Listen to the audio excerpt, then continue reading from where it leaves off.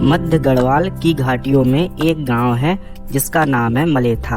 गांव के दक्षिण पश्चिम की ओर पहाड़ की एक श्रृंखला अलकनंदा नदी तक चली गई है। दूसरी ओर एक पहाड़ी नदी चंद्रभागा तीव्र वेग से बहती हुई अलकनंदा से मिल जाती है। विचित्र बात यह थी कि दोनों ओर नदियां रहने पर भी मलेथा गांव में सिंचाई का कोई साधन न था, क्योंकि इन नदियों और गांव के बीच पहाड़ खड़े थे। पानी के अभाव में सारे खेत बंजर पड़े रहते थे। मलेथा गांव में एक युवक था, माधव सिंह। उसके मन में सदैव एक सपना उभरता था कि यदि नदी का पानी किसी प्रकार हमारे खेतों तक आ जाता तो हमारे खेत भी हरी भरी फसलों से लहलहा उठते। एक दिन उसने अपनी पत्नी से कहा, यदि हम जी जान से कोशिश करें तो हमारे गांव में भी पानी आ सकता है।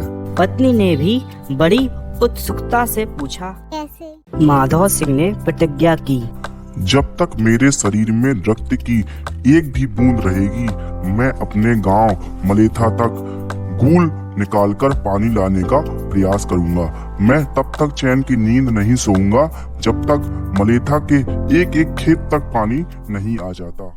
अपने स्वप्न को साकार करने के लिए माधव सिंह गैती फावड़ा लेकर इस भागीरथ प्रयास में जुट गया। कार्य अत्यंत दुष्कर था, लेकिन उसको विश्वास था कि उसका सपना अवश्य पूरा होगा। माधव सिंह चट्टान पर गैती जमाता और उस पर हथौड़े की चोट से चट्टान के टुकड़े कर देता। हफ्ते डेढ़ हफ्ते में ही उसने काफी गहरी सुरंग खोद दी। इससे उसका उत्साह और भी बढ़ गया। माधव सिंह के साहस और धैर्य को देखकर गांव के अन्य व्यक्ति भी इस कार्य में जुट गए। उसने दिन रात एक करके कठोर पहाड़ को छेदकर गूल का निर्माण पूरा कर दिखाया। मलेथा की प्यासी धरती पर पानी बहने लगा।